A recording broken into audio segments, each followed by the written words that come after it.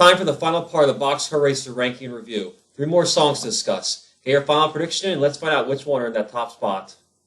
3. All Systems Go.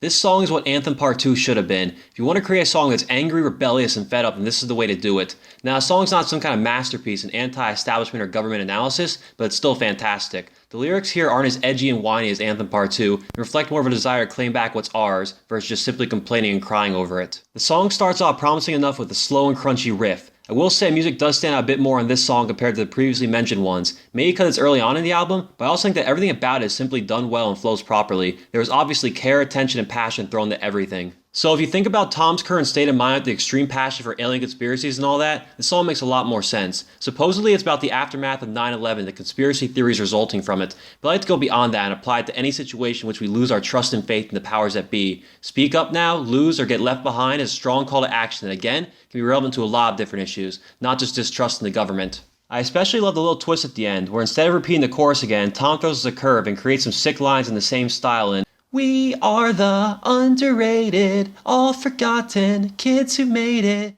And then ending on "Speak up now, lose or get left behind." Without a doubt, All Systems Go is a highlight in the album, and is still both a great listen and an applicable song in today's society. 2. There Is. This is the other radio single from Boxcar Racer, and of course, it is awesome. The opening snare beats are some of Travis' most unique work on the album, and the acoustic guitar is lovely. Even though it's a different style, the chords and progression still feel like a more relaxed and expressive Blink-182. It's certainly a heartfelt song. The singer really reached out to express their current feelings. It's a question we all have if there's someone out there who's feeling what we are. Whether it be someone who's going through the same issues, or trying to find that love that wants what you do. The lyrics aren't the most profound he's done, but there are still some standout lines. I particularly enjoy the reflection of the back and forth note writing between the singer and his love. All those messages they've shared are not just artifacts we looked upon with lament and sadness. You really feel for the speaker and want the best for him. It's a very somber song, and the music video does a great job portraying that. I think the song gets soft in spots, but that's expected given the emotional output that Tom's providing. It's definitely a change of pace from most of the songs of the album that are either very angry or very bitter, so in that regard, it's a strength. Even though the subject matter is definitely in Blink-182 territory, there's something about it that's a bit of a departure from it. I think it has a lot to do with the lyrics. There's something different going on. More maturity, sure, but I think there's more being said in the lyrics here than in songs like First Date or Please Take Me Home. More room for interpretation, emotion, and complexity. It's all there. There is just something magnificent about this song. Number 1, Watch the World.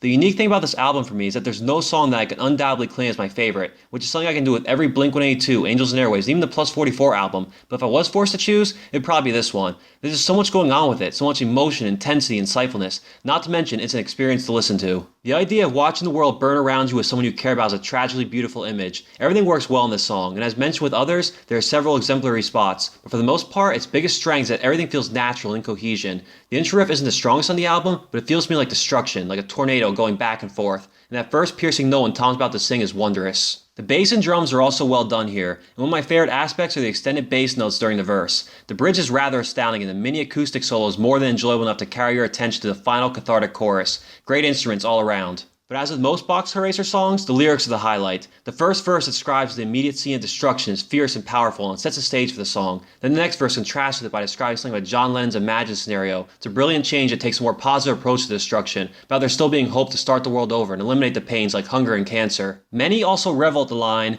"I saw this field that grew perfection, full of things you do." And it's truly a beautiful one. The rest of Watch the World has to do with sending the song out as a beacon of hope and expression, and some more reflection of emotions like regret and isolation that you experience when your world comes crashing down. After that, there's the bridge and the final chorus, which is a little bit different this time. It ends with the line, "When the sky seems too clear, who will then be left but a few, me and you?" Watch the World is something of a masterpiece. It's dark and pessimistic, but at the same time can be peaceful and optimistic. It really is a complex song, and one that deserves more recognition and attention. There are songs on the album that have more ingenious lyrics, some that have more impressive music, but none bring them all together and have that power and appeal throughout the entire song like this one does. I wouldn't say that Watch the World was created for radio airplay or for literary dissection. It's more about expression and feeling. It's a song that at face just describes the end of the world, but there's far more to it. How will we react? What will we experience? Who will we want to share it with? For that, I strongly believe it's the best song on the album.